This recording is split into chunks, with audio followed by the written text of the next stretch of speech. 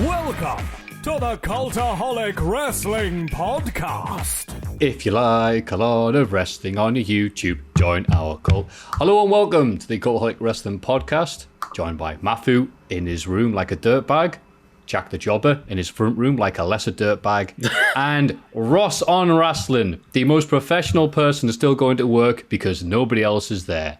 How the hell are you doing? This is my brand new home studio, Maffew. How dare you? I've spent millions putting this lovely soundproof wall up behind me.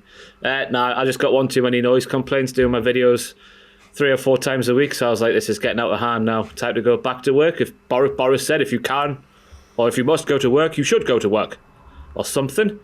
So I feel like I should go to work, so I'm back in work. But I'm the only one here. Adam comes downstairs a couple of times a week to do his voiceovers. We're still doing the social distancing thing, don't worry. Yes, Pachiti, our boss, has been practicing social distancing for years. Someone who doesn't know is Jack. How are you doing, mate? I'm all right. It's been a busy week, but I'm all right. And then, speaking of noise complaints, myself and Owen had to make a noise complaint to the council, not because of anybody having a party or anything, but not last night, but the night before. There was just a massive alarm/bell ringing sound, and it was going off and on for a few hours. And then at about 11 p.m, it started. And then I woke up the next day and it was still going on. And I was like, what's this about then? And rang the non-emergency police number, you know, not 999, just, is it 101? Yes. And really nice woman. She was like, yeah, we don't respond to things unless there's like an incident or whatever. Ring the council. And I thought, but Newcastle Council are so crap. So I rang them, and the woman basically said, all right, I'll fill in an online form for you, which I could have done anyway. And then it stopped anyway. It broke. We heard it get weaker and weaker, the alarm, and it broke. And then I got an email today from the council saying, what's this noise complaint about? And it's all over now. So it's been an admin-filled week, civil responsibility going on, and I only mention it because people were asking about it on the news video that I did today, because I mentioned it on the previous one. So the bells stopped. So there we go. Good. And what a way to start the podcast, ladies and gentlemen. I've realised as I was going on and on, the story was incredibly tedious. See, usually we have to build up to Jack's exciting story, but this is like that pay-per-view that started off with Cena versus Styles versus Ambrose to begin. It's all downhill from now, ladies and gentlemen. And let's start off looking at the news. There's a bunch of weird stuff this week. Start for the grim news. Kyrie Sane is actually leaving. You know, sometimes something gets reported and you go, is this really happening? Or is it just wrestling websites making up something that might be happening so everyone can get clicks? And no, she's actually leaving.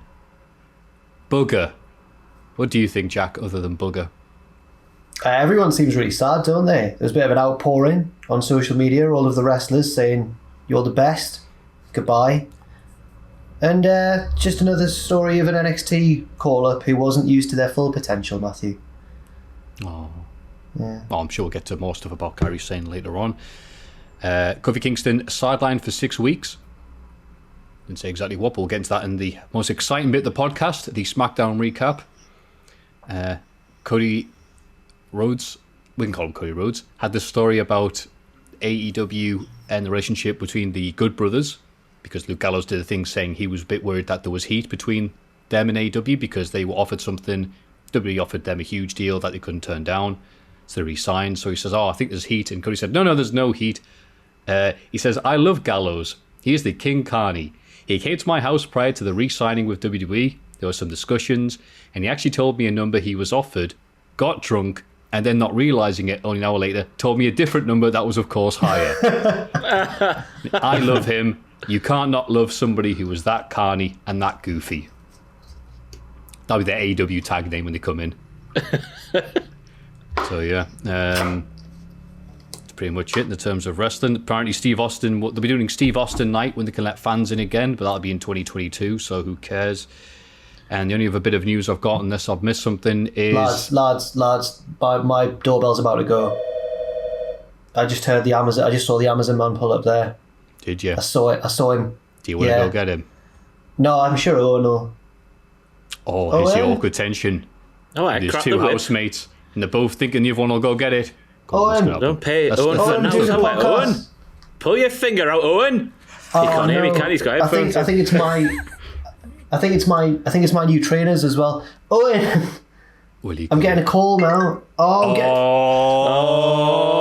unprofessionalism is off the scale. Hello, Jack the Jobber, professional podcaster. All right. Thanks very much, mate. I'll be there in a second. Cheers. I'm just here. I'll be there in a second. Cheers. He looked through the window and saw me there. I know. Hey, I'll be back in 2 seconds. I'll be back in 2 seconds. Carry on. What do you want to speak about, Maffew, while he's gone getting his brand new shoes? Do you reckon he's going to sell a pair of stilettos or some nice tennis shoes? Or stilettos? I think it'll be like the cheapest pair of kickers. He did say Amazon delivery. Who gets shoes off Amazon? That's so weird. Terrible. I can't buy shoes unless I go in the shop and make sure they fit. I'm lucky in that respect. Like, size 10 fits every time, no matter what brand. Although I do stick to the same brands, just about. Hey, if it ain't broken, don't fix it. Exactly, see, I'm those awkward freaks who've got those half sizes, so I do need to see, because some brands it's more towards that one, towards other, you know. So I've got a pair of Doc Martens that I'm still trying to break it. Oh, here we go. That was awkward. This is all getting left in, hopefully. Are you gonna wait a minute, are you gonna lean back until he goes? I just lied to his face. What did you say? Sorry, mate. I was just on a Zoom call with work. Because I don't want to say I'm on an irreverent wrestling podcast with 2 lads I know. And he actually said, thanks, mate, because it's a slow news week, so this is easily the most exciting thing. But the build-up, here we go. He was quite a good-looking guy. I was a bit intimidated, like. Are you usually intimidated by good-looking guys? Yeah. Oh, okay. Don't like it. Don't like it when people are pretty. Oh. How dare they? Oh, I'm sorry. I was going to say, come to the right place. And the main event of the news section this week is the best headline Cultaholic has put out in some time, which is AJ Styles says he doesn't think the earth is flat. Oh. He says he admitted he doesn't think the earth is flat. He just finds the theory interesting. He says, for example, he keeps saying stuff like, come on, there's some interesting things that come up. And I was like, wow, that's interesting. But there was never one where he went, it's flat, you're going to fall off. It's never been like that. So he's just into the theory. He's not actually a flat earther. He does, though. He is. Now he's denying it more. All I think is he thinks, the earth's flat. Well, I'm sure, hasn't he said stuff like, just makes you think what's going on out there and all that. I don't know. He's not from Tiger King. I don't do it. He is. And that is the news. Wow. Thank you, Jack, Ross, and Amazon Prime. Other delivery people are available. Let's not give Jeff Bezos any more money. Sorry, I'm such a. You can't say that after you've just ordered them on stream. It's done. Everybody get excited for the Cultaholic Hall of Fame. Now for everyone's favourite segment, the Hall of Fame. And in last week's condescending, I already hate it. In third place, Eddie Kingston. That's why he's the last of a dying breed, coming third like that at 29%. Followed by Up, Down, Down's Battle of the Brands, 32%. Leaving the clear favourite, Freddie Mercury, 39%. It's a bit of a good pick, that, to be honest with you. So well done, Ross. You are the winner of this week, so you may go for next week's picks. I'm bringing this Hall of Fame pick from a state of mourning. It's big breaking news has happened before the podcast gets recorded for this week for the first time ever, I think, in the history of this podcast. If you've been a child in England over the past 50 years or so, when you're approaching Christmas, something happens. Your mum and your dad gives you an Argos catalogue, you circle what you want, you hand them back. If you are a child from this day onwards into the future, you will never get that joy and pleasure of flicking through the toy section, circling what you want, getting your hopes up, and then not getting what you circled in the Argos catalogue, because Argos have cancelled the catalogue. It's all going digital. Modern times they've just robbed an entire generation. Well, all the generations here forth. They've robbed us of all the joy. The Argos catalogue is no more. So in memory, in memoriam, I'm going to nominate the Argos catalogue for the Hall of Fame. I've got no idea what the alternatives are around the world. I'm sure there are some in Australia and the Americas and all that malarkey. But us kids here in the UK, we have the Argos catalogue. Well, until today, it's gone. 50 years of history down the pan. Up yours, Argos, and your digital ways. Feel bad about that Amazon delivery now. Yes. You are right, though. You say that, the Argos book, and instantly I'm full of memories of that smell, that one distinctive smell, the big plastic book, and flicking through, because it was huge. Oh, chunky monkey. It was always my thing as a kid, like, you know, if you're thinking, all right, if there's a burglar coming in the house, and I have one thing to throw at him, because obviously we're upstairs, let's assume he's a nice burglar and comes in through the front door like an idiot. The thing I will throw at him that's heaviest and most accessible to me, a small child, is the Argos catalogue.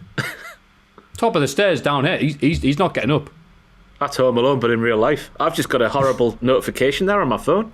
First the Argos catalogue, and now the Saudi-backed consortium has pulled out of the Newcastle takeover. So we've got another 10 years of so-and-so is about to buy Newcastle. Vince McMahon's interested in Sunderland, apparently, now. It's not true. Oh, for the love of God. Right. Is that from The Sun again? So, for anybody... No, it's not from... I don't think it's from any big papers, but online and stuff. So basically, right, if you're not from the Northeast, Vince McMahon gets linked to Newcastle United about twice a year? About that, would you say? Yeah, at least. Just to generate clicks, I think, for the Chronicle. Because there was one story years ago that The Sun printed, and lots of American journalists that, you know, don't check the sources, Meltzer, went on like, oh yeah, this very prestigious non-lying newspaper has just made up this story to promote the UK tour that's happening. And nothing happened. Nothing ever happened of it. I've never mentioned again by anybody else, but everyone assumes because it got reported once, years ago, that there was something behind it. That picture of Sin Cara, the Newcastle top. But they get so much content out of it. Like, people are doing, like, wrestler 11s and, like, who they could buy. And then now, I think what's happened is the Sunderland-based football sites have noticed that it does quite well for the Newcastle one, so they've just gone, we'll have a bit of that. We'll link Vince to Sunderland. Yeah. Or the only other possible connection that I can think of between Sunderland and Vince McMahon is mine and Owen's Football Manager streams. So he's watching the streams essentially and thinks, I want to buy that football team. Yeah. Yeah. Or McMahon's got Netflix. Yeah. What was the pick again? Oh, Argos catalogue. Yeah. Argos catalogue. Yeah. Sorry. Do you remember? Is there any one memory you've got of one particular thing you ordered from Argos catalogue as a kid? We asked for it for Christmas or birthday. It was the Action Man helicopter. It was circled and it was bought, and it was arguably the most euphoric moment of my childhood on that Christmas morning. The big grey helicopter. Ho! Don't get much bigger than that. You? I ordered Dynamite Heady for the Mega Drive with my own money. Ooh. First thing I saved up for my own money, and it was like, 3 months in the making. It was a good game. Thank Christ. Save up 3 months for a game, you get it, this crap. You're like, What about you, Jack? I had the Action Man who you'd wind him up and then put him in the bath and he'd do backstroke, violent. It was dangerous. It was lethal, that Action Man, because he'd proper go for it as well. Oh, just hold it in front of your brother's face and let him slap him. Yeah. Fantastic. That's absolutely true as well. Oh, no. We used to have the Action Man that had the little parachute, and the idea was on the adverts you'd throw him and he'd like, aha, parachute, like James Bond to safety. Every single time he'd go up and he'd come down even quicker. Did nothing. Poor Action Man. Hall of Fame pick, Jack. This one's it's not going to win, but I thought I'd give this person a shout out because they did a really nice thing. So, and it was addressed to me, the letter, but it was for everyone, I think. So it's for everyone in the office and associated, Maffew. So I went to the office 2 nights ago or something, quite late on, about 10 p.m. It's quite eerie. And to pick up some stuff. And when I got into the office and got to my desk for the first time in like 4 months or whatever, there was a letter for me, like an envelope. And I opened it. And inside was like a mini vinyl of Joe the Taxi by Vanessa Paradis, the song which I nominated for the Hall of Fame once, and it didn't win. But I've mentioned that song before, and there was a note from my Hall of Fame pick, which is a man named Neil M. from Nottingham, who sent us that present. So we got a little vinyl of a song that I like, and I just thought it was a nice thing. And I didn't have a Hall of Fame pick. I thought, what better way to shout him out? And also, he listens to the podcast, he says, if he hasn't stopped already because he thinks I'm rude and haven't replied for like 4 months. But there we go. So Neil M. from Nottingham. Oh, thank you, Neil M. So when you say it's a vinyl, what, like a little mini vinyl or like I don't know what it's still in the office. I didn't bring it home because I thought, who's it actually for? It's for the office. But it's not a big vinyl. It's like maybe that. I don't know. It's right. Like, what's that? I'm bad with formats for music. Is it like a 12-inch maybe? I don't know. I really don't know. Maybe it's not a vinyl. I didn't open it because I thought, what if it's worth money? You haven't opened it? No, of course not. I've left it in its seal. Like the comic book guy from The Simpsons. Yeah. Well, I don't know. Okay, cool. No, that's nice. But it was nice of him. I think I'm crapping on it. I don't mean to. No, it's very nice. It might not even be a vinyl at all, but I assume it's a vinyl. So is this going to read? You can either pick for whatever I've picked, whatever Ross has picked, and also Neil M's possible vinyl. No, I'll just nominate Neil M from Nottingham. Schrodinger's vinyl. Awesome. Well, not much has happened this week in terms of wrestling or myself because of pseudo lockdown. I'm not sure what's happening, to be honest with you. So I'm going to nominate something just to make sure that there's people at home know of the existence of this. Because I talked to my friend the other day and he hadn't seen it before. I was amazed because I thought everybody had. One of my favourite things on YouTube, favourite videos that have ever happened on YouTube, is a little video called the Orson Welles Drunken Outtakes. Now, for the people watching at home who don't know who Orson Welles is, he's most known for being the voice of Pinky and the Brain and nothing else. And he did some... That's a joke, Jack, don't worry. And he wasn't the voice of... Okay, no, he wasn't. The hell? Was he dead by then? Yes, he was very dead. Okay, right, sorry. Yeah. I feel but like the Brain, the guy who does the voice for the Brain basically has spent his entire career doing a very good Orson Welles impression. Okay. And towards the end of his career, he did some... He went from making these amazing films and plays and productions to doing adverts for food and drink. And he was quoted as saying, I'd rather do a good advert than a bad film, so more power to him. However, for Paul Masson's champagne, there's all these... Have you seen these, Jack, by the way? No, I don't think so. Oh, great. Okay, so after this, go and search on YouTube. There's all these outtakes where he's completely bladdered because he's been sampling the champagne beforehand. And they go, action. And it's him sat at this table and there's this couple and there's supposed to be like a happening party. And he just stares at them. And then the guys go, action, awesome. And he's like...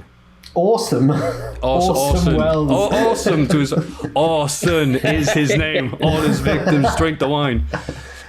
And he goes like, just do anything? And they're like, no. And they cut. I have to explain. No, that script we gave you an hour ago that you're supposed to have read and memorized. Can you read that? And he just goes, all right, action. Cut to. The French champagne. And it's just the worst delivery you've ever seen from one of the finest actors and directors ever lived, because he just clearly is like, what? I'm doing an advert, and it's amazing just seeing him just completely 3 sheets to the wind drinking it. And I watch them on a regular basis to the point where I just assumed everyone knows about it. So Drunken Orson Welles, please go check it out before you vote, because I'll respect the Neil M and Argos, but my god, one of the funniest things I've ever seen in my life, and I hope you enjoy it too.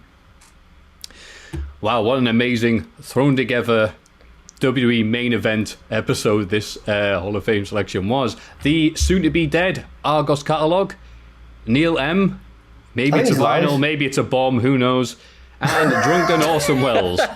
Your 3 picks for the Cultaholic Hall of Fame. How can you vote? I'm about to tell you, don't worry. You can, of course, vote for them at patreon.com/Cultaholic. This is This Week in the Wrestling. It's this bloody week in the wrestling. And now for This Week in Wrestling. SmackDown. Bayley and Sasha set up a number 1 contenders match between Nikki Cross and Alexa Bliss, which Nikki wins. They stay friends, and Bliss tells Cross to stay focused so she can beat Bayley for the title. Good times. Matt Riddle beats Tony Nese in the Battle of the Abs, I guess, before Corbin comes out to cut a promo. He declares a king's ransom for anyone who can prove that Riddle doesn't belong in his kingdom. Nese tries to blindside Riddle and gets immediately kicked in the head. Well, I'm good. I missed this episode. How was it, Jack? It was okay. It wasn't the worst SmackDown in the world. It was actually all right. Did you think it was good, Ross? Yeah, I thought it was all right. I think. I can't really remember, to be honest with you. No. This is a common thing with SmackDown with me. As soon as Maffew says it, that's when I remember what happened. Naomi is Miz Morrison's guest this week. They talk about how she trended again and always has incredible support, but never wins when it matters. In brackets, wrestling isn't real, guys. She's booked to lose. Lacey Evans comes out and mocks Naomi, who attacks her. So is Lacey the bad guy again? Yeah, Lacey's heel again, yeah. Lacey's got an evil laugh, which she's used for the second time on last week's SmackDown, Maffew, and it's worth checking out. It's the full-on, like... She does that. It's fantastic. Oh, great. I'm not going to check it out, so can you do that again, please? Thank you very much. Kofi's out for 6 weeks. Here we go. Here's the bit I did watch on YouTube.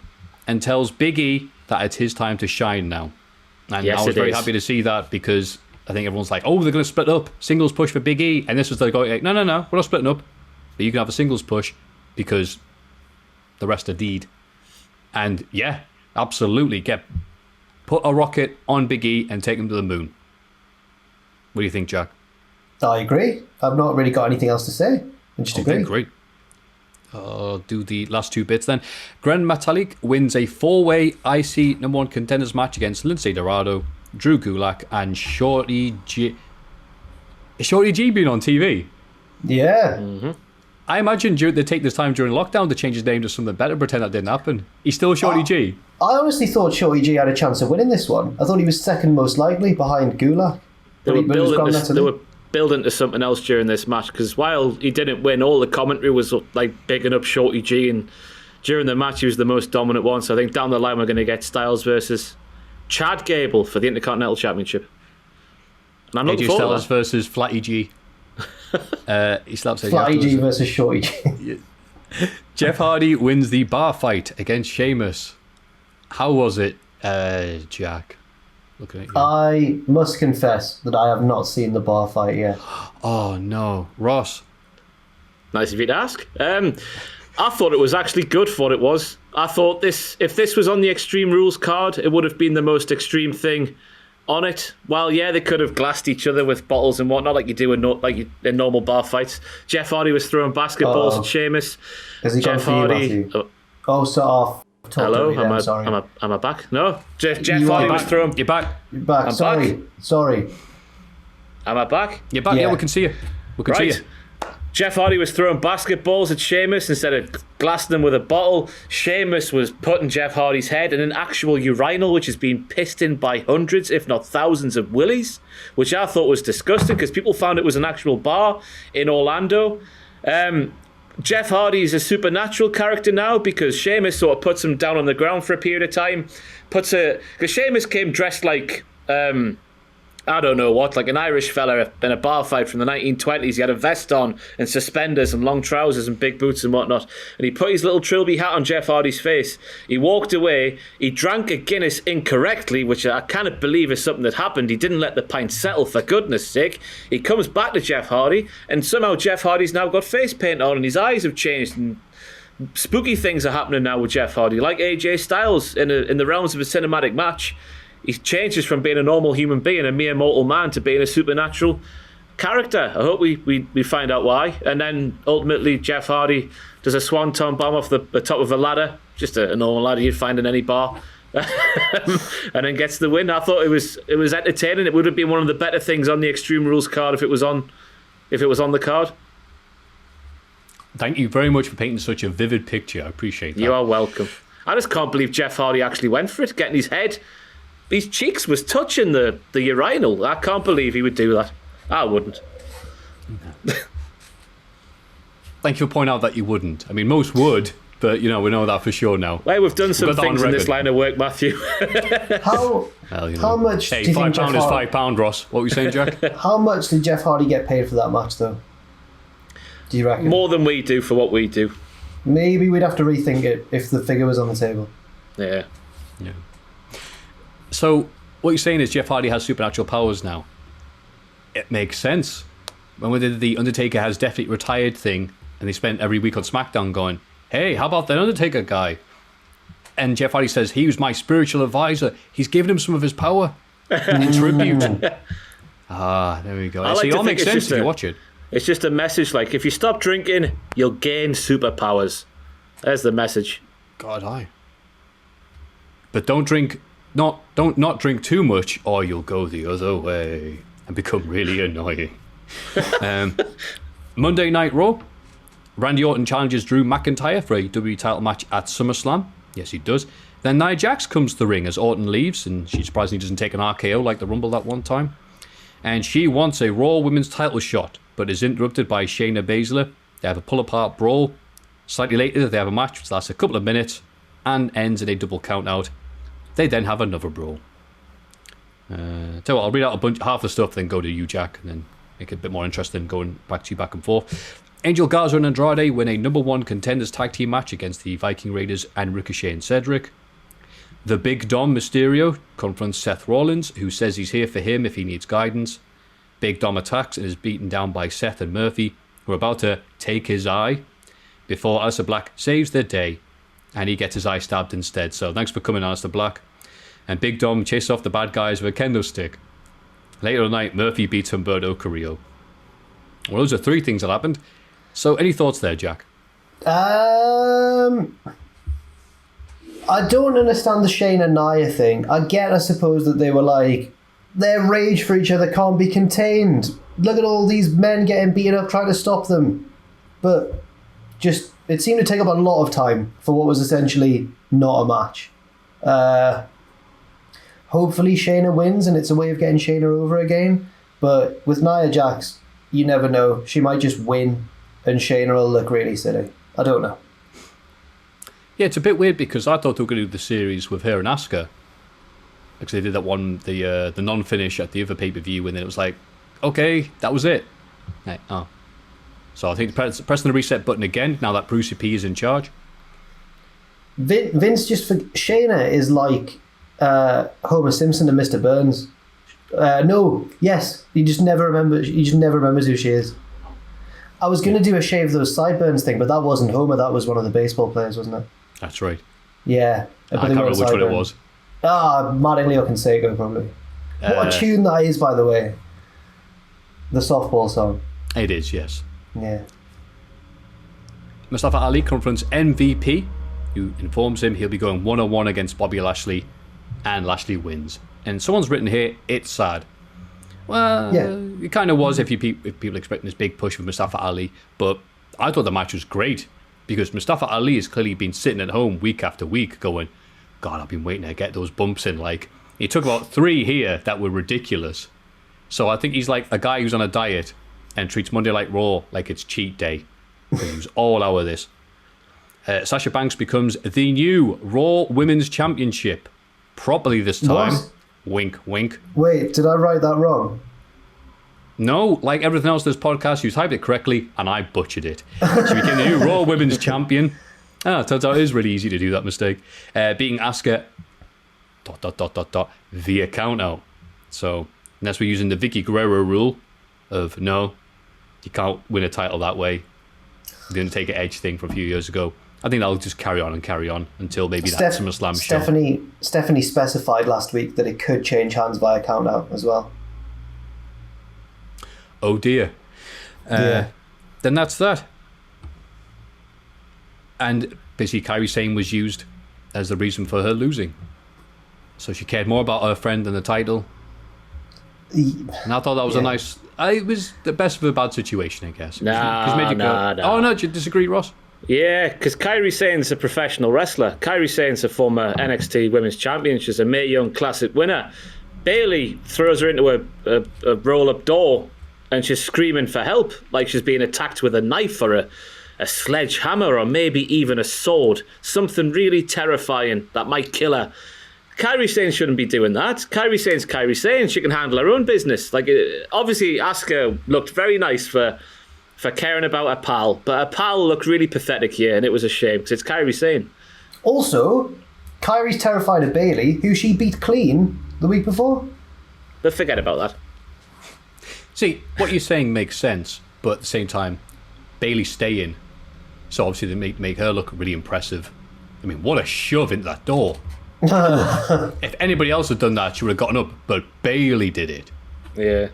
So it was just a shame that match couldn't have been, straight down the line, singles match, Asuka's title on the line, Sasha challenging. Just let them have half an hour, have a clean winner. There you go. Why couldn't it have been that Stephanie McMahon with your stupid, convoluted bollocks? Thinking it was like about 6 or 7 different avenues that could have won by. It was DQ, count out, Bayley interfering, all these other things. It was just unnecessary. And you look at Twitter afterwards and everyone was confused, even though, if you watched last week, you would have learned. But yeah, it was just unnecessary. But do you not think it's setting up for a proper match? No. No? Oh, okay. It's meant to make Sasha look like she cheated to win, but she didn't. It was just silly rules that didn't benefit anybody but making Stephanie look powerful, which is all this is all about anyway. I mean, that's true. She's the last boss. I was just thinking there, is this when I was trying to think, when was the last time the Raw Women's title changed hands, not in a controversial or strange way? Because Becky gave it to Asuka because she got pregnant. Becky won it from Ronda when Ronda's shoulders weren't down. Ronda won it. Alexa won it?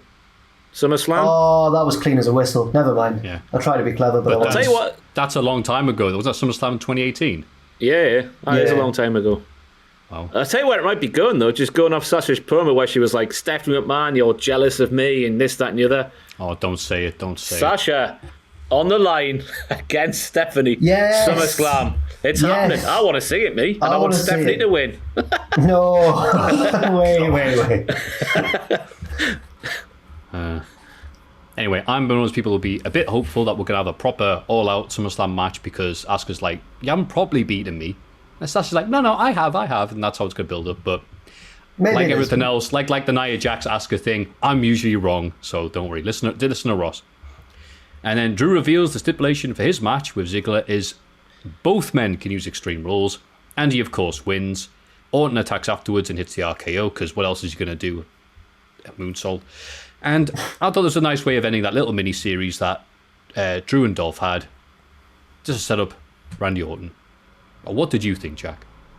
I'm going to pass it over to Ross because I saw him shaking his head. And I want to know what's on his mind. Oh, I was just... When we watched last week's Raw, it went off the air and this was a title match. The WWE title was on the line. Drew McIntyre picking the stipulation against Dolph.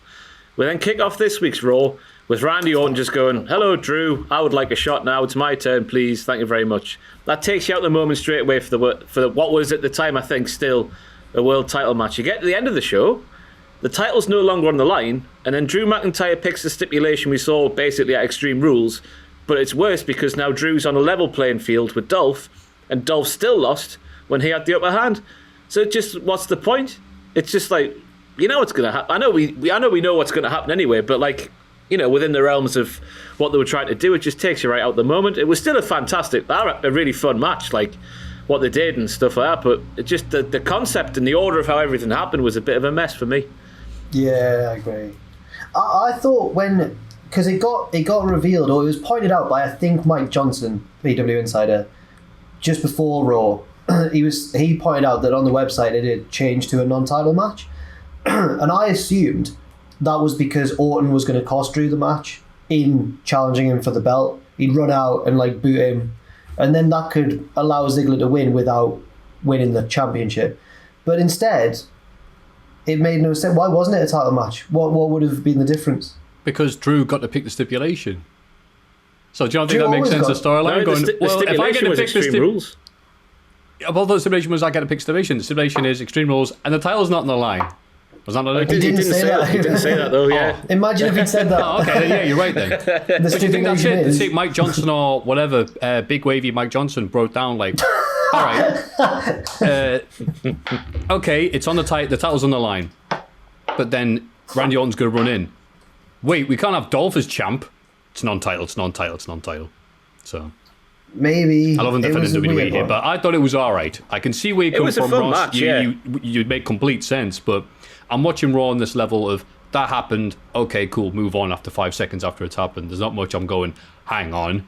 That wasn't very well written. It's not been well written in years. It's all right. You know what is a slightly better, though? AEW Dynamite. Yay. Happy times are here again. The team of Jurassic Express. The best friends and Orange. It'll just come down. The team of Jurassic Park. Yeah.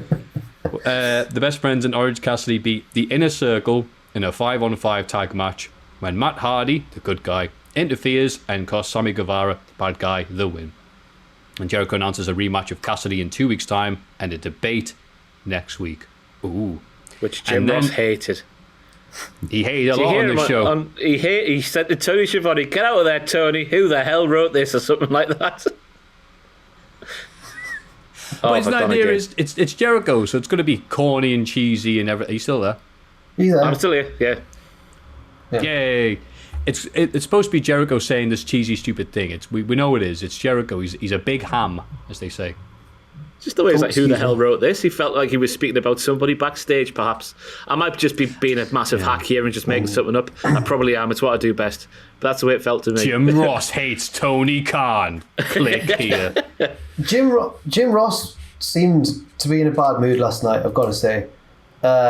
Not for any reason, just because he's old, and sometimes old people are in a bad mood. Well, you know what I mean? Sometimes old people are in a bad mood, aren't they? Now, I felt bad for him because he got confused, because he started talking about how this opening match was a tornado tag, and then midway through the match, obviously he's got someone screaming in his ear going, "Stop frigging calling it a tornado tag, Jim, it's not."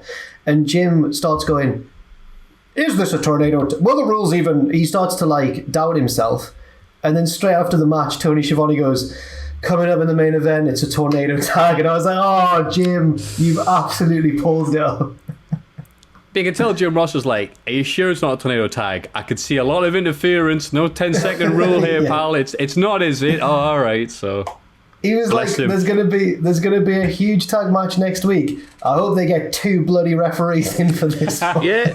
And then Tony Schiavone was trying to defend Aubrey by going Aubrey's just giving the fans what they want, letting the wrestlers go at it, disregarding the rules completely. It's fine, Jim. It's fine. Honestly, it's fine. Yeah. Kick him on the table. It's fine. He said, "What's wrong with you?" And Jim Ross says, "Well, I'm just old." No, I didn't mean he was... I just meant, you know how sometimes old people are just in a bad mood one day? Sometimes. That must be old. I was going to say, wait a minute, yes, I know exactly what you mean. Yeah, I am. The other Jim Ross thing, whilst we're digging in, poor Jim, is the fact that, I hope anyone else caught this, but at one point, I forget where it is, someone come up and says, next week it'll be this, and he went, well, I've got it written down here. I went, oh, here we go. Wow, that's great news. I gotta take a piss. And then it went advert break. I had the Fight TV version. Did he say take a piss? I swear, if someone else can translate it, I swear it's like something like, breaking news, so-and-so's made their debut. Wow, that's great news. I gotta take a piss. Because I remember him speaking about, when Hager was in the ring, I think he was speaking about being put in an ankle lock back in the day. And he was like, it was hurting me so much, I nearly pissed my pants or something like that. That's what I remember from that. But I'll have to watch that back. I missed that one. I think Taz then went, "I'd pay to see that." Yes, he did. I really liked the 3-man team of Taz, Ross, and Schiavone. Taz is so good. Yeah, I missed Excalibur, me though.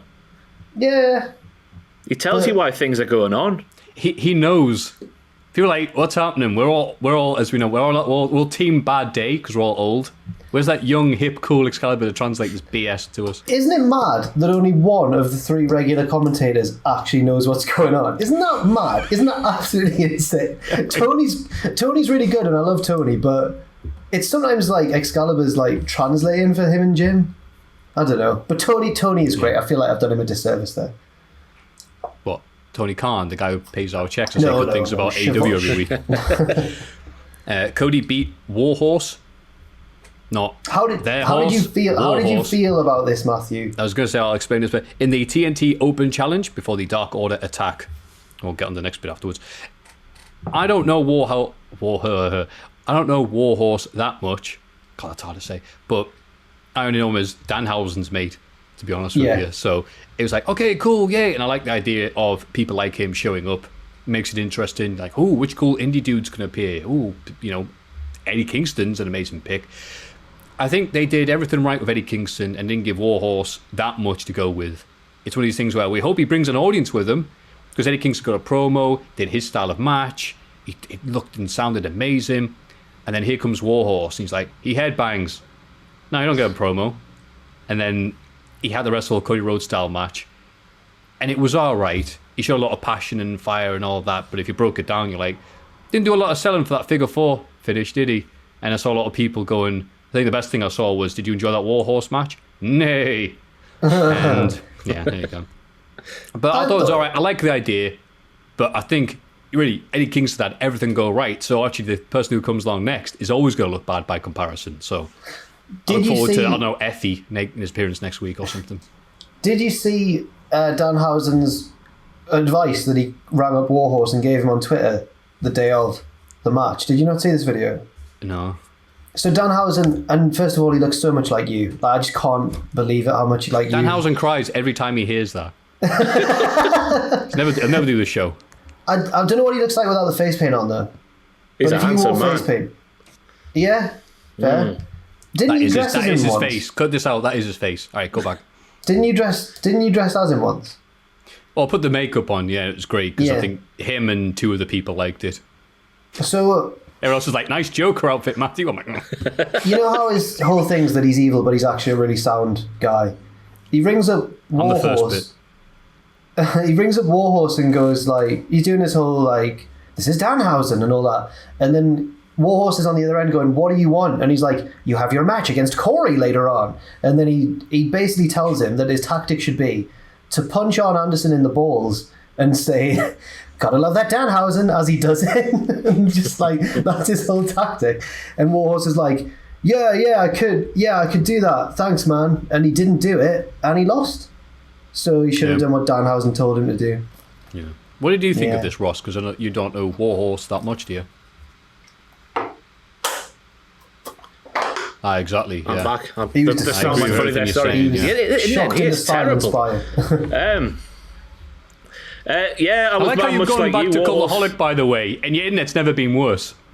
I know, it's the internet, the router's just there above my head. It's terrible. Anyway, much like you, Warhorse is just Danhausen's pal to me. Is that the way I've consumed wrestling?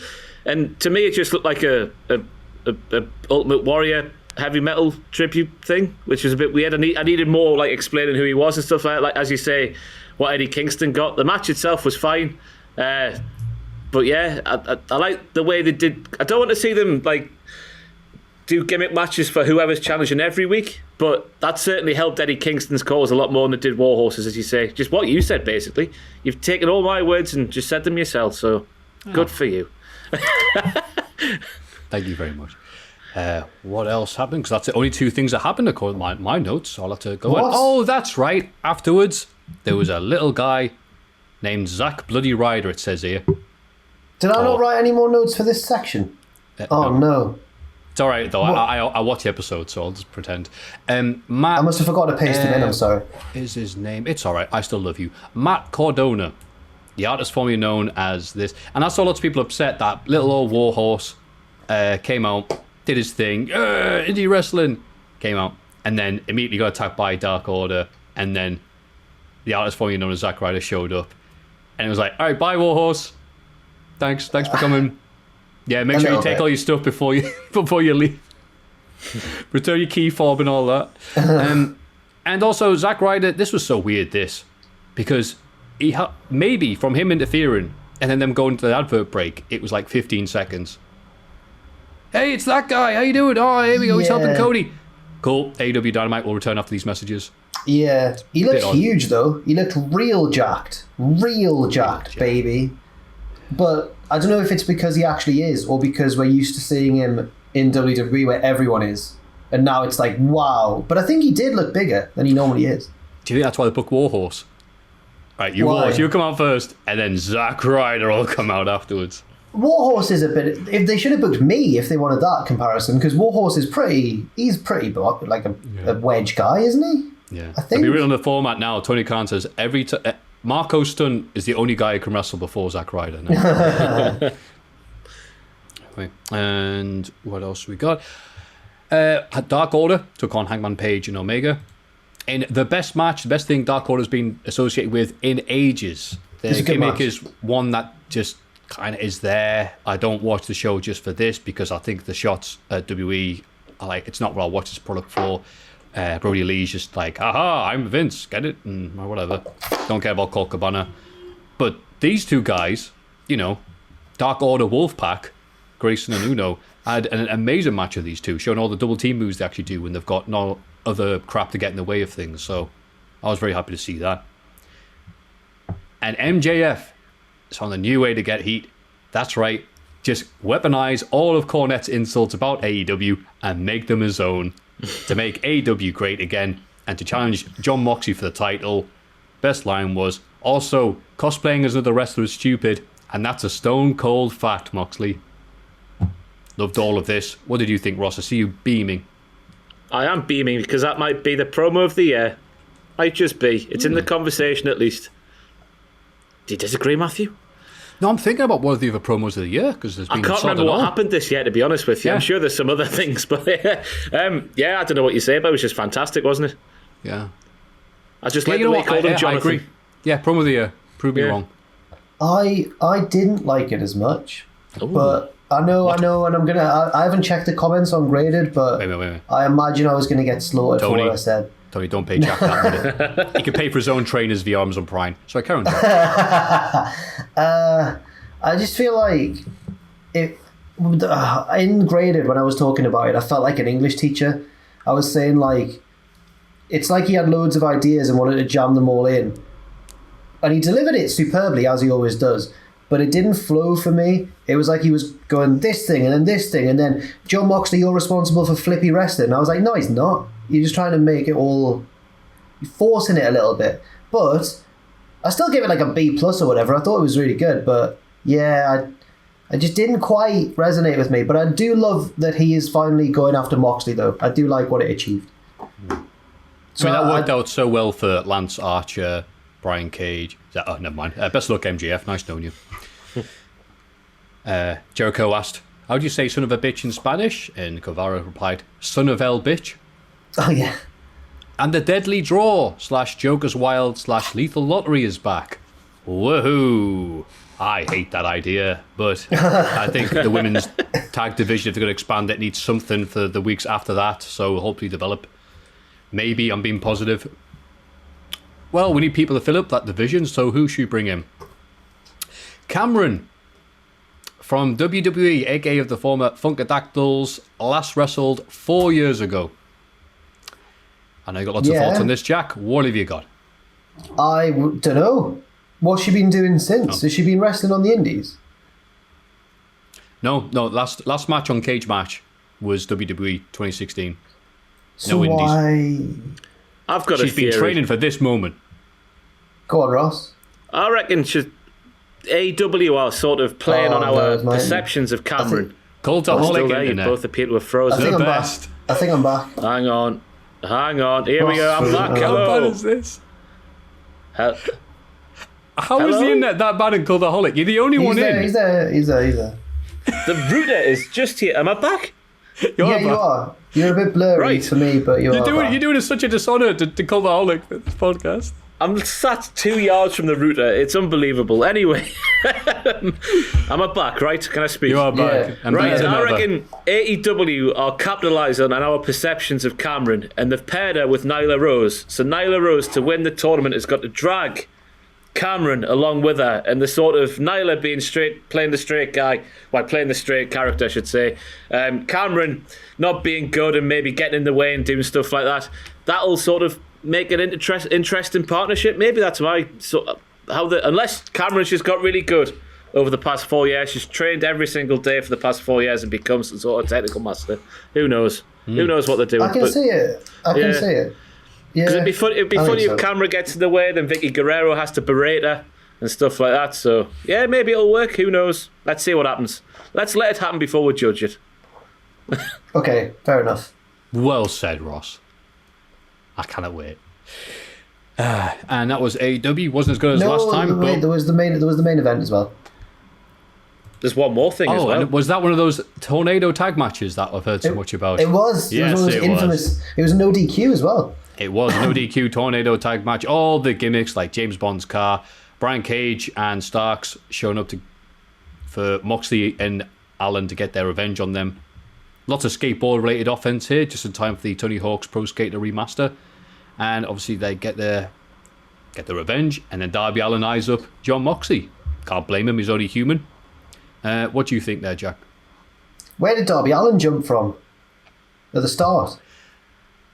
Where the Young Bucks did last week. Tall bit. Was it the entrance pod? Oh. Yeah. Yes. I thought it was from higher, but maybe not. Didn't do a great camera angle, he just... Oh no. Is someone going to ring the bell? No, he's not. This. Sorry, no. He's Are you all right. sure? Yeah. We can wait a second. No, it's Just to alright. make it more awkward. No, it's fine. Oh, He's not. okay. It's not Ryan. Yes, and Darby Allin is still jumping backwards off of high stuff, doing the trust fall thing, which I don't like Kofi Kingston doing. I'm surprised that Darby's still doing it. So it makes you wonder why Starks even bothers doing moves to him, because he's just going to get up and go, that was nice.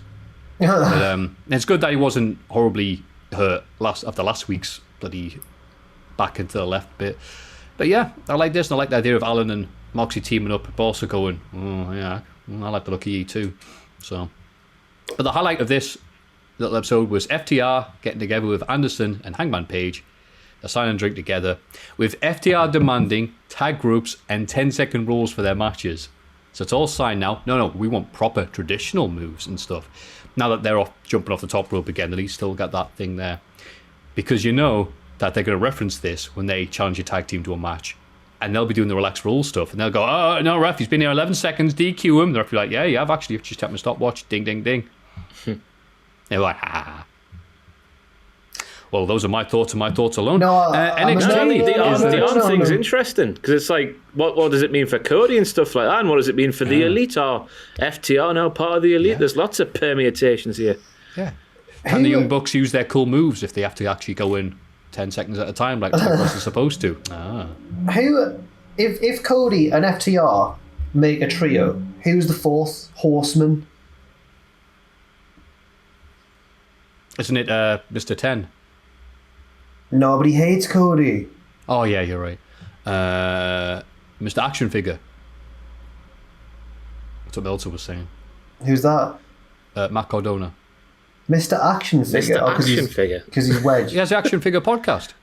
Oh, he collects them. Yeah. Of course. Maybe. I can't see Zack Ryder in the... Sorry. I can't see Zack Ryder in the Four Horsemen. Michael was, though, to be fair. I just think he's a bit too goofy for it, but I don't know. I don't know, he looks serious with his chest hair, doesn't he? Yeah, that's true. That's true. It'd be good if he shows up. He shows up with a tuxedo, like they all dress up in tux, and he pulls out his own action figure, which has a tuxedo. Right. They'll make dozens. Anyway, NXT started off good this week because they had the End Is Here music promo package from Armageddon way back in the day. That's always a good way to start any video thing. And all I got up to was watching Mercedes Martinez destroy Shotzi Blackheart, and be sad when Timothy Thatcher did not win the main event. Did you have any thoughts, Jack, on anything that happened in NXT? Because me and Ross didn't watch the rest of it. Yeah, I've written them down for you. No, you haven't. What? You know what? I feel like when I wrote these last batch of notes, it just didn't save. Or like I didn't save the Google Doc properly. What was the favourite thing while I try and make it work? What has happened here? Nah, I'm annoyed. Nah.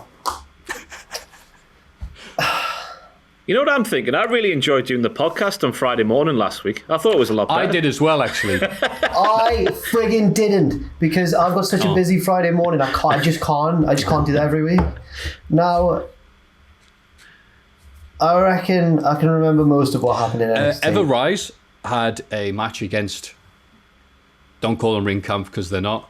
Yeah, and I wrote in the notes, Imperium. Yep. I wrote in the notes, this was later on because Undisputed Era attacked them because they felt sad about themselves and wanted to make things better. Yay, they've been paid or refreshed. The notes are there. Oh, the notes were there after all, were they? Oh, I mint. Cheers. Okay. Right. I'm going to put in your podcast notes in the Hall of Fame next week. Making me look bad in front Io of the Shirai is jumped by Dakota Kai at the bad. start of the show. It turns into a tag match of Shirai and Tegan Nox facing Kai and Candice LeRae. The Faces winners, Kai saves herself and leaves Candice to take the pinfall. Dakota later says she wants the title, but Rhea Ripley does too, and says she'll go through Dakota if she has to. Yes. Okay. Gargano beat Roderick Strong, who later complains with the rest of the Undisputed Era about their misfortunes lately. Oh no. Kyle O'Reilly tries to remind them how great they are. The liar. Later they jump Imperium after a win, beating them down to take out their frustration. The Pat McAfee, because I could say like it's antivirus thing, makes its way on NXT as Triple H says, sorry about that. Oh, God, yeah. It's real. You know how you know it's real? Because it's not very good. If it was a work, it'd be entertaining. And Keith Lee comes to the ring to address Karrion Kross, but is met instead by Cameron Grimes, whom he easily deals with. Kross appears in the Tron to call Keith out. Any thoughts there on those amazing notes that you've just given me? I don't know. Keith Lee versus Karrion Kross should be alright, I think, when it happens. But apart from that, it was a weird one because over on Dynamite this week you had quite a lot of stuff going on, even though it wasn't the best show wrestling wise. The stuff was everywhere. Whereas this NXT one was kind of the opposite. Like, it had alright matches, but it didn't feel as eventful to me. I understand. But did you see the bit that they decided to put on Twitter as the sneak preview of how great NXT is? Dexter Lumis does a very impressive front flip, landing on his feet, a la Ricochet against that guy that I'm not going to mention anymore. And they cut this. They edited this in such a horrible way that he goes up, and as soon as he lands, they cut to Finn Balor going like that, so you don't actually see him land. And someone on Twitter said ages ago, like, it looks like they've got the people who used to edit Power Rangers episodes to do this. And I thought, that's a good joke. I think it's true now. I thought it was... And how bad would you be if you're Dexter Lumis? You're a big lad, you're all big, beefy, you got lots of people thirsting after you on Twitter. You go, you know what? I'm going to bust out a front flip. Like, over the top rope. I'm so big and hench, I'll land. And they cut away from the bit where he actually lands. Maybe he didn't land.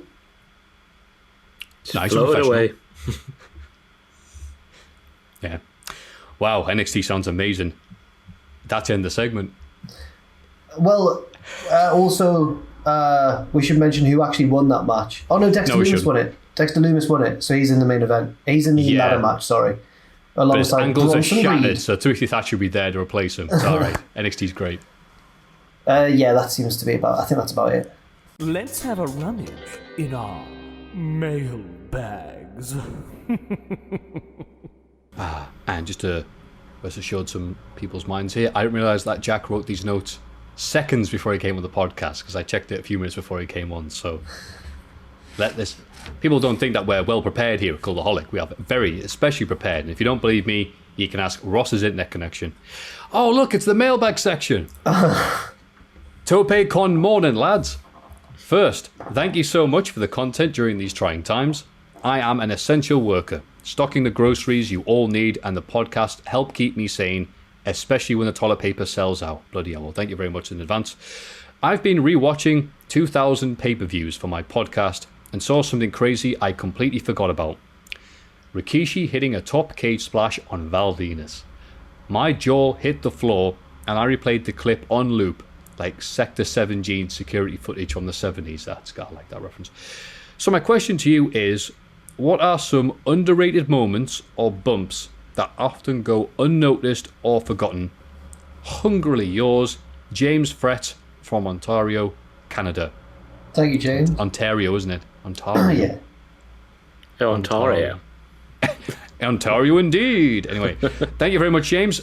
That's a good question. Underrated moments or bumps that often go unnoticed or forgotten because so many of them happen. The big bumps. Did I have to think about that? Spike Dudley at the hands of La Resistance, I think one that gets forgotten. When his head clips the table. Doesn't go through the table, he clips the table, which is so much. If you've ever been kicked with a football, when it clips you, It's so much worse than when it catches you full. Yeah, poor Spike was treated like a human crash test dummy during that time, and those two people should not have been in that position to do that spot. They were greener than goat poo. So I'm glad he was all right to get up and carry on. Like, and that time Undertaker wrestled him, I think for the hardcore title, and he picks up Spike Dudley and gives him a choke slam over the top rope into the floor and just lets him go. It was like, okay. Splat. Splat Dudley, yes. Apart from Spike Dudley, that's a good one. Yeah, I'm struggling to think of it's not. I've seen it mentioned because he's talked about it in a shoot interview since, but it's not widely known, I don't think, unless you've seen the shoot interview. But you've seen Chuck Taylor talking about when he goes to do a suicide dive in PWG and his foot gets caught in the ropes and he falls, but his foot's... Oh, man.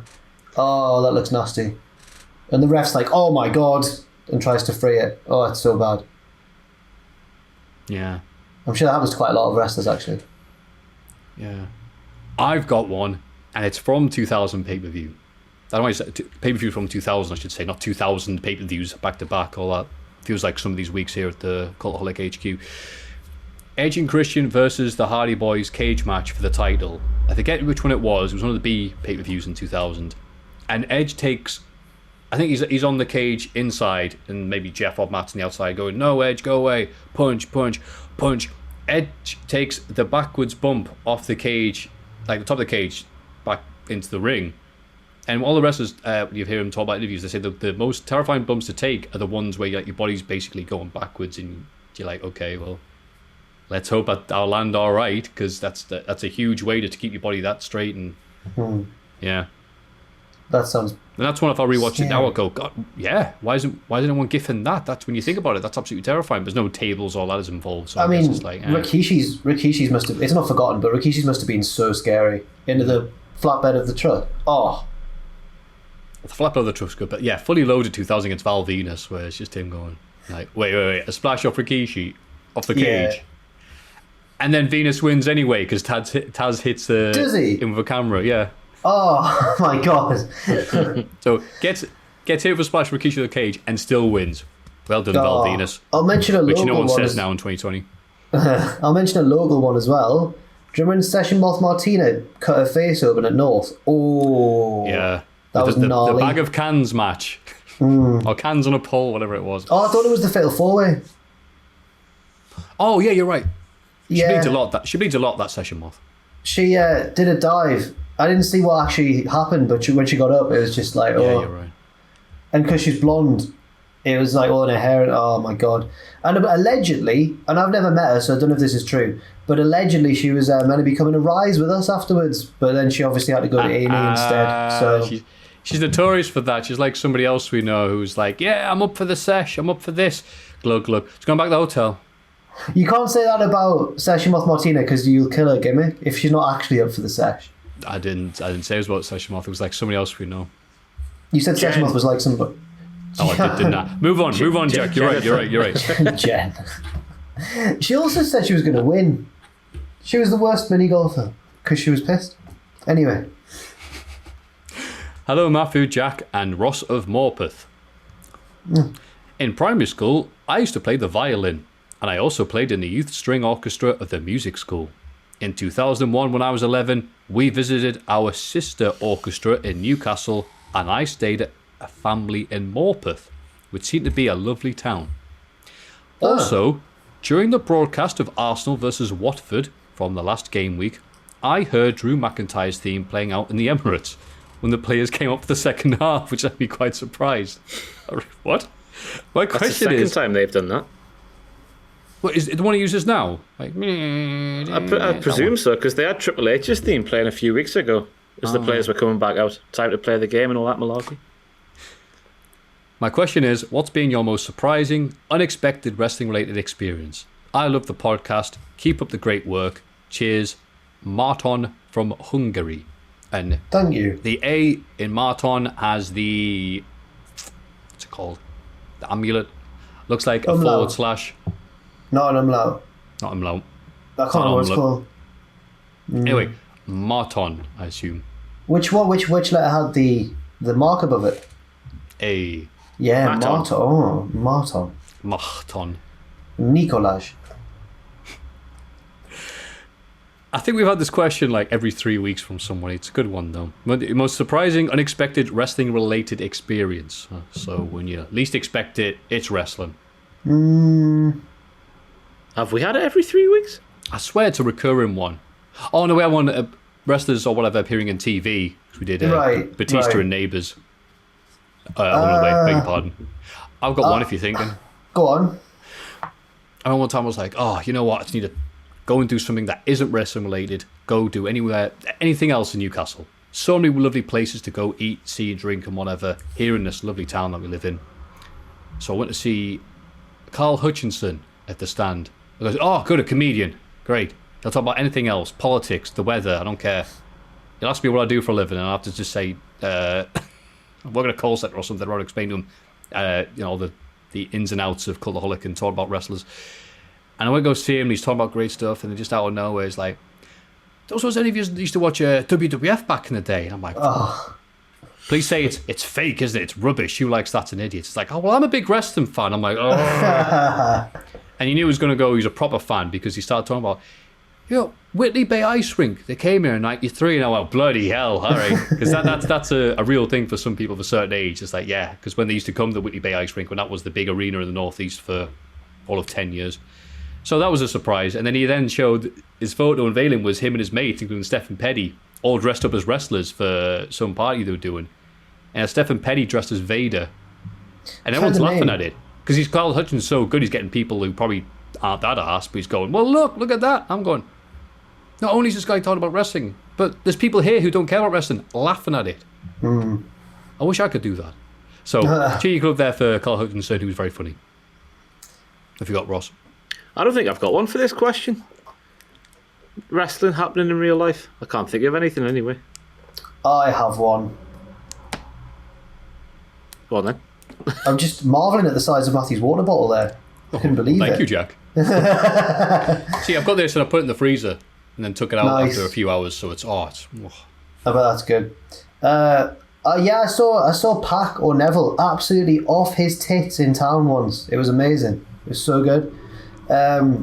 Me and Wilborn from What Culture had just been to Rise, and then this was a few years ago now, so as well I was still at What Culture, and we'd just been to Rise, and then we were going to go to the casino afterwards, and on the way from Rise to the casino, saw this bloke just being held up by his missus, like he was falling about, and quite a lot of mates around him as well. It was quite a big group, and we were like, he looks like Neville, and then we were like, hang on, and it actually was Neville, and it was during the time that he had just dropped the Cruiserweight title and just been away for a bit, and he's just in town getting pissed. It was good. Didn't say hi to him. Don't think he would have taken too kindly to it, really. He was off his tits. Yeah. He's earned the right to do that. Well, I mean, it's clearly not had any sort of effect on his body, has it? He's not got a beer belly. Yeah, well, think of the consequences, Pac.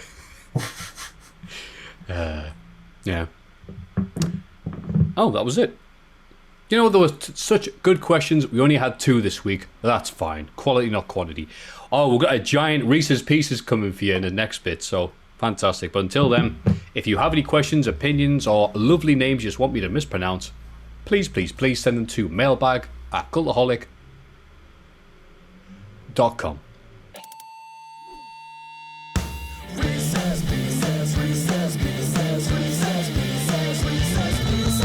And now for the segment so good they named it blah blah etc. This bit isn't good. Imagine you guys got to book a super pay-per-view with all the promotions as a big celebration of fans coming back to stadiums and no more glass banging, and you have a gigantic one. Let me start this one again.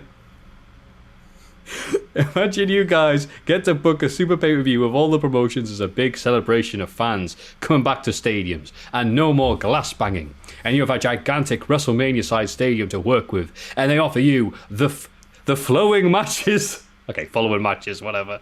You have to choose which of the 2 matches presented you would rather book on your show, and if you want, you can book who wins these matches if you want. Thank you for the amazing content throughout the past 2.5 years, and especially during the name redacted pandemic. All the best, Ben from Glasgow. Thank you very much, Ben. Sorry I didn't do your question justice, but just Cheers, Ben. 8-line sentence. I'm like, hey, we can. All right, well, Reese's Pieces plays like this. Fastest thought first. List these. We'll go Ross, Jack, Maffew. Starter for 10. The Elite versus the Undisputed Era in a War Games match. Or Adam Cole versus Kenny Omega, 3 Stages of Hell. Second one. The first one. The first one, absolutely. I don't want any more bleeding NXT 9-hour matches. Tommaso Ciampa versus Jon Moxley Street Fight, or Johnny Gargano versus Okada Iron Man. Second one. Oh, oh man, it's hard. No, Gargano versus Okada. That's a difficult question. Yeah, I'll pick Gargano versus Okada Iron Man because it'll be less the length of Gargano's usual matches. Will Ospreay versus Ricochet in a ladder match, or Volta versus Minoru Suzuki? Second one. Yeah, Walter versus Suzuki. Ospreay and Ricochet wrestled lots of times. Yeah, the second one, and I'm amazed never got around to happening when Rev Pro was a thing. Daniel Bryan versus Zack Sabre Jr. submission match, or Young Bucks versus the Motor City Machine Guns TLC. First one. The second one. The first one, I swear the second one happened. What? No, maybe not TLC, but they had loads of matches in TNA. Oh, maybe it did. What, Generation Me? That's right, Generation Me. Yeah. Mustache Mountain versus New Day, or Matt Riddle versus Jake Hager Lions Den match. Oh, get Hager in the Lions Den all day long. I'll go for the first one instead, please. Oh, it's tough, that, actually. Let's say New Day. Power positivity and all that. Orange Cassidy versus Otis, or R-Truth versus Toru Yano. The second one. The first one. Oh, God. Yeah, I want to see the second one. Lesnar versus Ishii, last man standing, or Keith Lee versus Drew McIntyre, Falls Count Anywhere. First one. Yeah, the first one. The second one is just a match you could just see. You just see that. You just see it. We might see it soon. We might see it in 2 years' time. What Jack said. Reigns versus Tanahashi, or Seth Rollins versus Takahashi. Second one. Oh, the second one. All day and all night. I'm not really bothered. First one, just for being different. Io Shirai versus Sasha Banks Steel Cage, or Charlotte versus Tessa Blanchard No Holds Barred. First one. The first one. Can we just have the first one with no stipulation, actually? Yeah. Yeah. Yeah, I agree. Aleister Black versus Kota Ibushi, or Cody versus Naito. Naito. Second one. The first one. Alright, first one. Broken Matt Hardy versus John Cena in a C-Nation deletion match. What? Or The Fiend versus Chris Jericho Firefly Funhouse match. Second one. Yes, the second one. First one, because I guess that was one of the only good ones. Kyrie Sane versus Riho, or Asuka versus Shida. Second one. This is a racist question. They're all Japanese. I'm not taking part. The first one. The second one. First one. Dominic Dijakovic versus Luchasaurus, or Rey Fenix versus Rey Mysterio. Oh, second one. Yes, the second one. Nah, I want to see big lad Dijakovic, because he was nice to me on Twitter that one time. Angel Garza versus MJF, or Andrade versus Pentagon Jr. Oh, first one. Second one. See, I like this one. They're all Mexican. Angel Garza versus Wait, MJF. it's a racist question. I wasn't on the ball.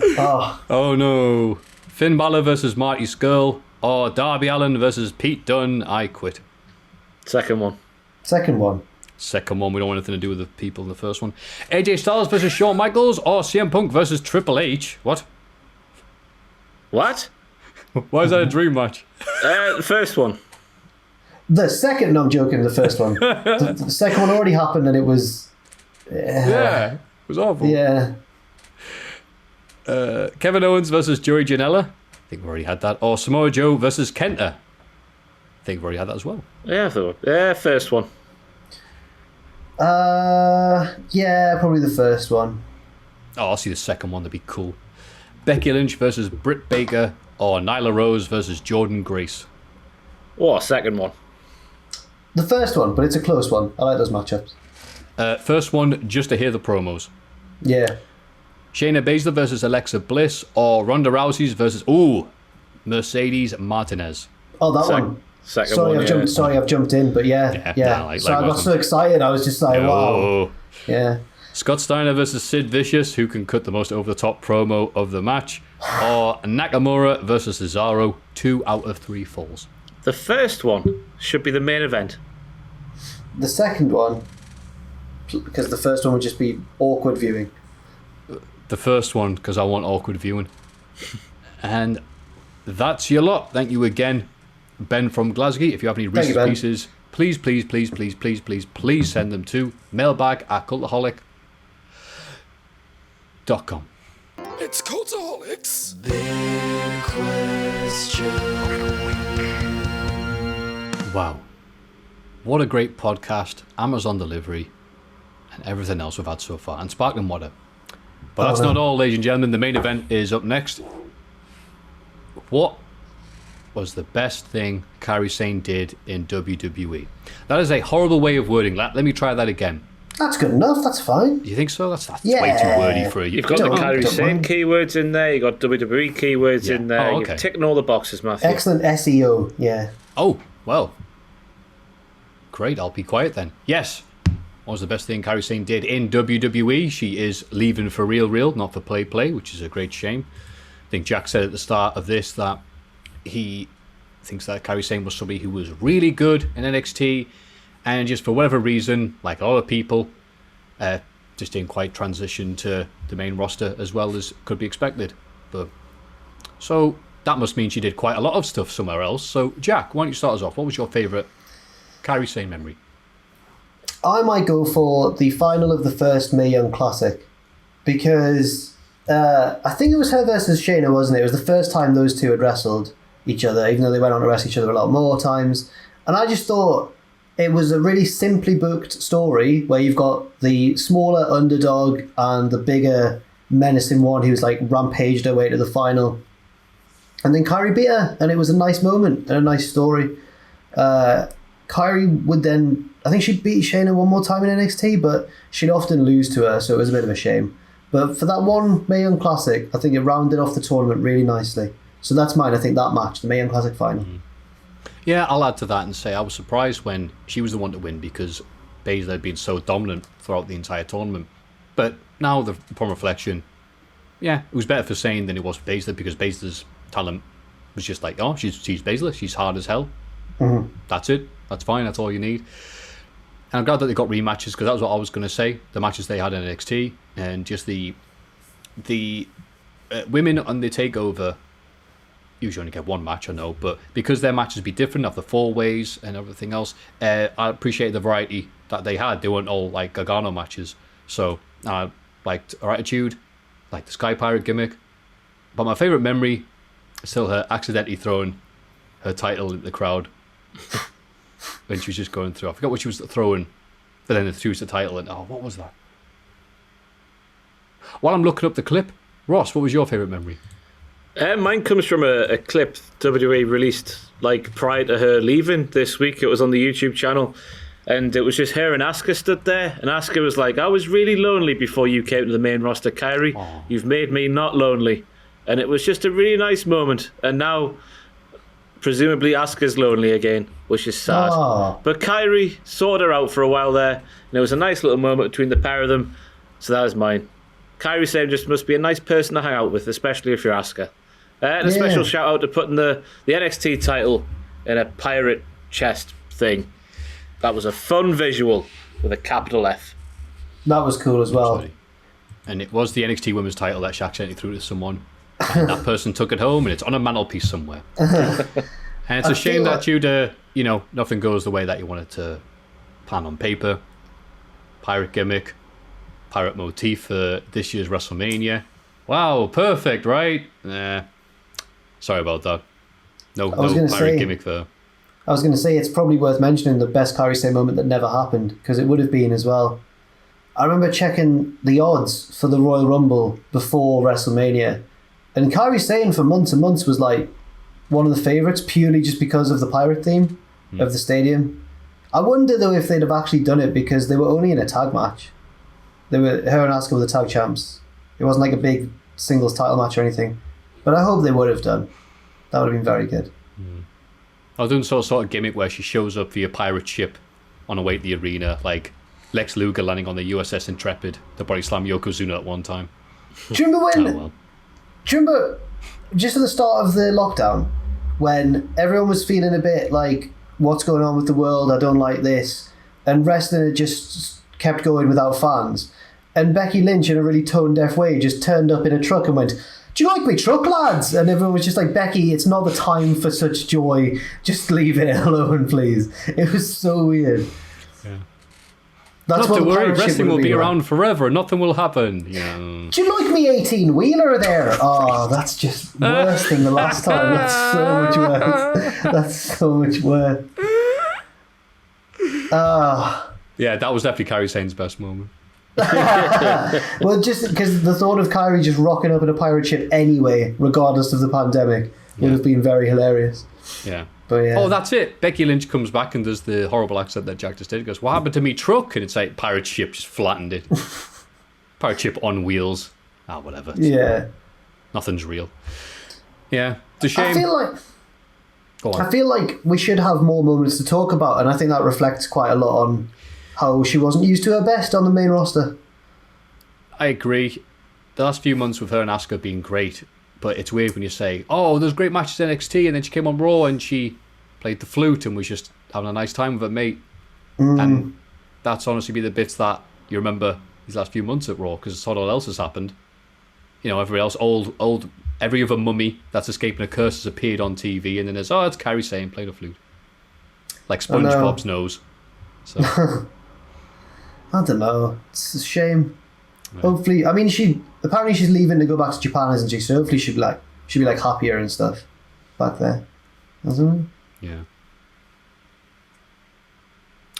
Well, that was a grim way to end a fantastic podcast. I'm sure you'll agree. Thank you very much for coming with this. We appreciate you watching all the way to the very end. We know some of you do. Jack, what have you got on the agenda this week? I'm off next week, so no. Fantastic. Any plans? Yes, I think it's not confirmed yet, so I won't say. But nothing content-wise. This is just in my personal life. I'll tell you about it when I see you. I'll be seeing you now when the podcast's out, won't I? Like, the podcast will go out on Friday evening, and we'll have met up for a socially distanced gathering. Oh, I surely. see. Right. I think you're being very weird then. Yes. No, I think we'll have met up. I think we will currently be talking to each other now as I speak. Yes. Right, cool. I'll tell you all about cool. it. Thank you. That's a great teaser for the people at home. Ross, what have you got that's coming out on the channel? Yeah, SmackDown WTF moments on Saturday. There'll be a tier list with me and Sam doing all the notable Chris Jericho gimmicks. And then I'm off for a week as well, because I'm burnt out after the past 4 months and I'm knackered and I'm frazzled and I need a break. So there you go. 2 videos and I'm done for a little bit. Oh, bless you both. I have no plans myself, apart from watching Impact. And help me, Mum, fix the conservatory. Get in.